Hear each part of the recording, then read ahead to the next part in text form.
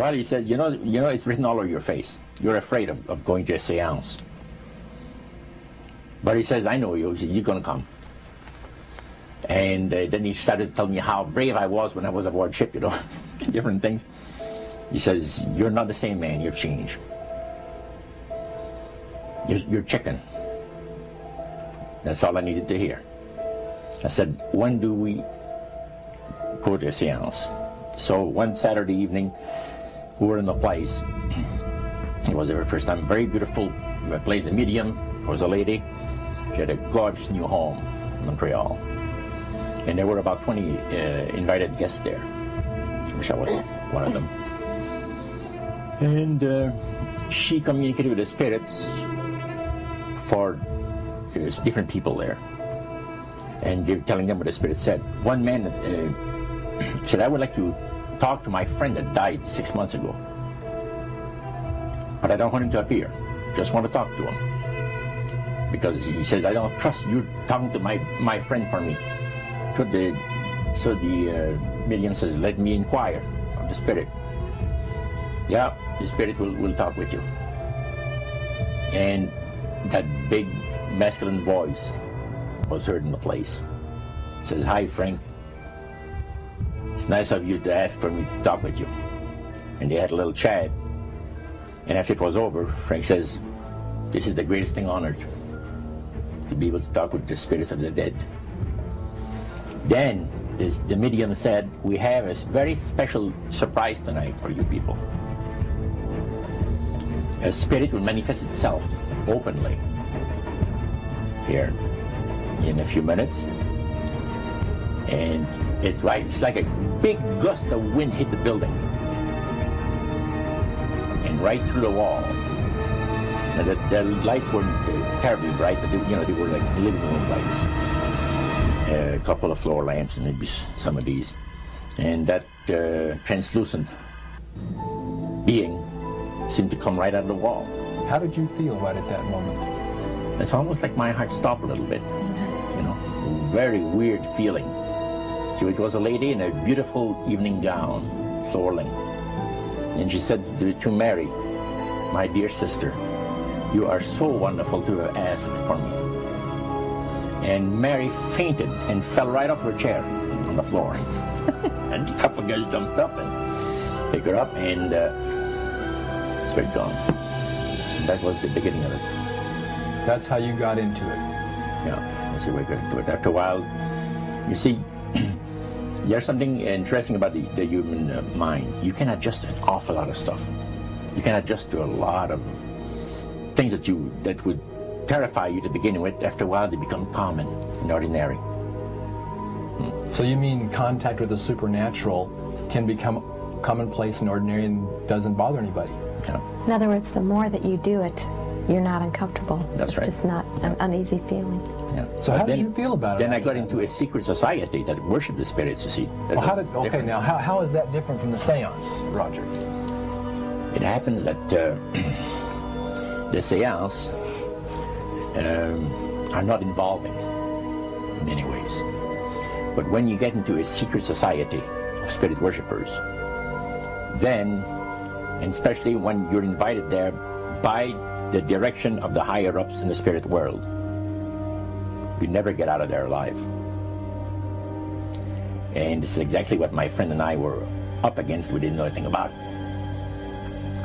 And there was a very, very popular big band leader. Jazz musician? Band, yeah, very famous. And one night we went to one of these seances, and he was with his wife. So Roger, you're at this restaurant. What happened? We sat there, and we had our favorite alcoholic beverages, you know. And as we talked, the band leader says, I want power. I go right to the source of power. And he says, how do you think that I became famous the way that I am? Well, I said, you must have had some good luck. Well, he says, there's no such thing as good luck. He says, there's either some power working for you somewhere, or you don't get ahead in this world. Not in my type of occupation. So it went from there. We got talking about spirit worship. Did it intrigue you? Or did it make you want to find out more about what exactly he was talking about? Yeah. So he said the supposed spirits of the dead that you're talking with are demon spirits. They're fallen angels. They're beautiful beings. Just set it out, just like that. Oh, yeah. It didn't make you uneasy when he said they were Well, demon it shocked you a little bit, something that you first hear mentioned to you. He said, you guys have got a great future ahead of you.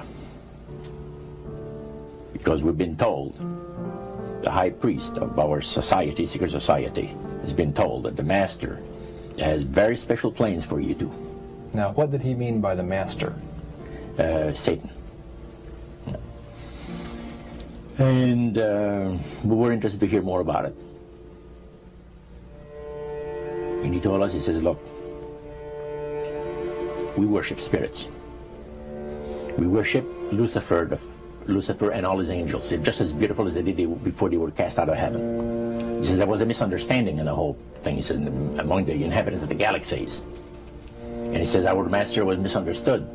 And God did not bear with him like he does with people that make mistakes today. So we're in a warfare, good against evil. And we happen to be the evil ones, but we're not that bad.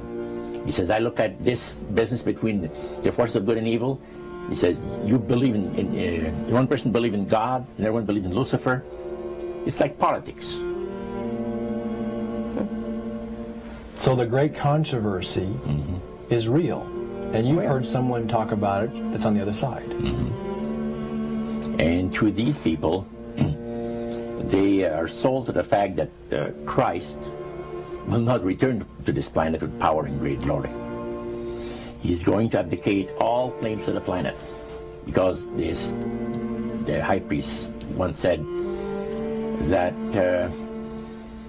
Christ will abdicate all claims to the planet because he knows that it is lawfully and rightfully Satan's. And at that time, he says, so the priest says, well, now, he says, for those of you that are new, let me tell you that this is the most feasible way, he says, to please the spirits. It's to deride Christ and his people, and his church and all that. So they sing out of Christian hymnals. They didn't sing Christian words to the hymns, however. Well, they changed a lot of them. Yeah. And not for it's the a form of blasphemy. Yeah. Such as you see today in the rock music world. You see the entertainers, they have these crosses. The ladies got earrings, crosses. The guys got crosses. This is a form of blasphemy, a form of deriding Christ. You see. Spirits cause the people to do that, to find pleasure in wearing this type of emblem, which is the cross is the emblem of the crucifixion of Christ for the Christians. Better to reign in hell than serve in heaven, is that it? Why not? I'm here on the ground with my nose in it since the whole thing began. I've nurtured every sensation man has been inspired to have. I cared about what he wanted, and I never judged him. Why? Because I never rejected him. In spite of all his imperfections, I'm a fan of man. I'm a humanist. Maybe the last humanist. Who, in their right mind, Kevin, could possibly deny the 20th century was entirely mine?